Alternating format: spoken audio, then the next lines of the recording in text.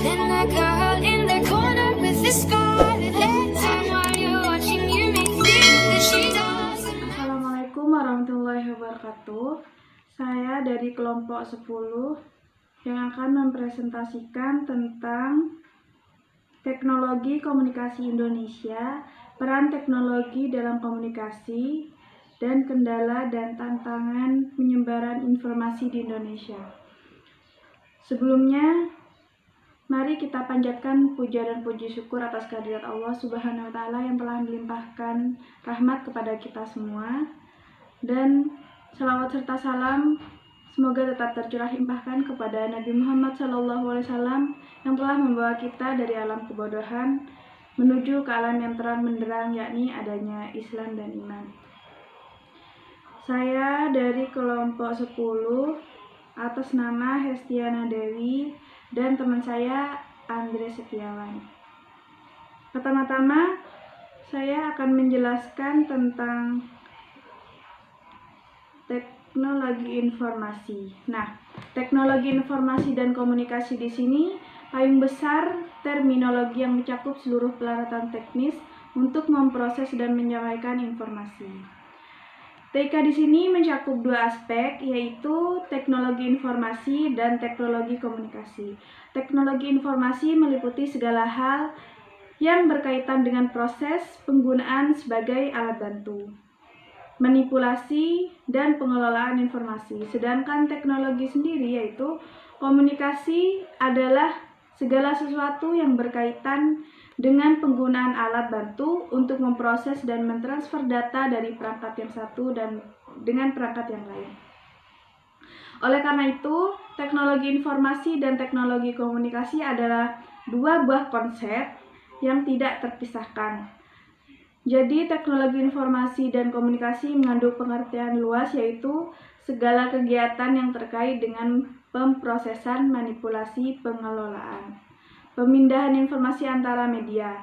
Dan istilah TIK ini muncul setelah adanya perpaduan antara teknologi komputer atau yang kita kenal baik perangkat keras maupun perangkat lunaknya dengan teknologi komunikasi. Pada pertengahan abad ke-20, perpaduan kedua teknologi tersebut berkembang pesat melampaui bidang teknologi lainnya hingga awal abad ke-21. Nah, teman-teman, TIK di sini masih terus mengalami berbagai perubahan dan belum terlihat titik jenuhnya. Ada beberapa tonggak perkembangan teknologi yang secara nyata memberi sumbangan terhadap perkembangan TIK hingga saat ini.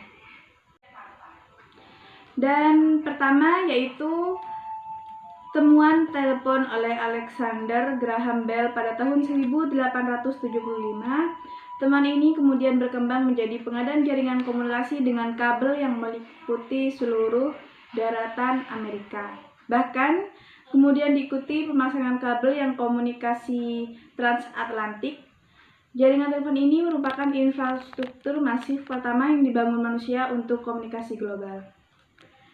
Dan memasuki abad yang selanjutnya, yaitu abad yang ke-20, tepatnya antara tahun 1910 sampai 1920, terwujud sebuah transmisi suara tanpa kabel, yaitu melalui siaran radio.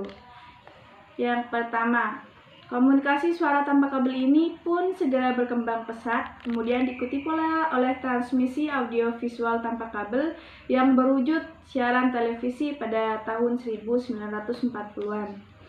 Nah, jadi teknologi informasi komunikasi di sini sangat berkembang pesat dari abad-abad sebelumnya sampai zaman yang modern seperti zaman ini.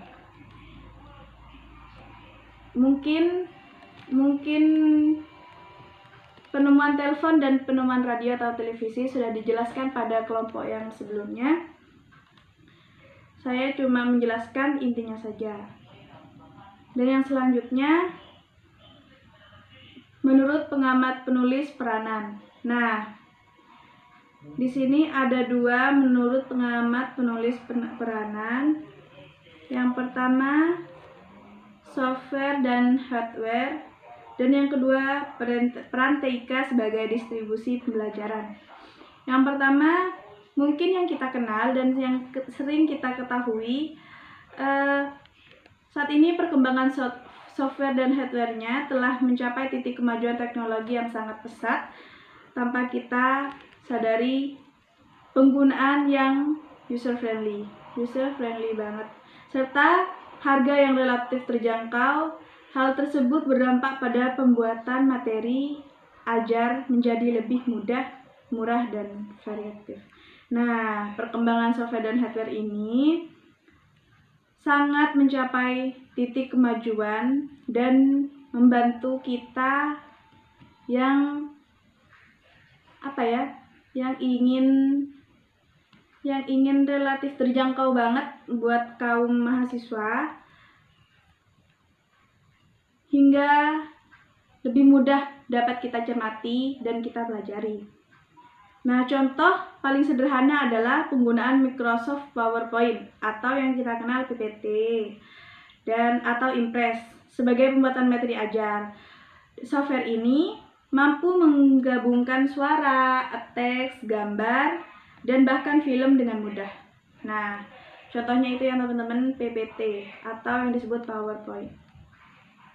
Dan yang kedua, peran TIK sebagai distribusi pembelajaran saat ini telah mencapai tahapan yang mudah digunakan dan murah.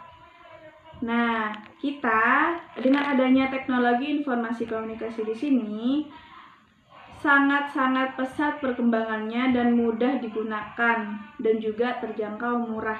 Contoh kayak adanya internet, televisi, atau telepon dan sebagainya. Nah, mungkin hanya itu yang dapat saya sampaikan. Kurang lebihnya saya mohon maaf. Saya Hestiana Dewi, dan tentang kendala dan tantangan penyebaran informasi di Indonesia akan dilanjutkan oleh teman saya, Andrea Setiawan. Assalamualaikum.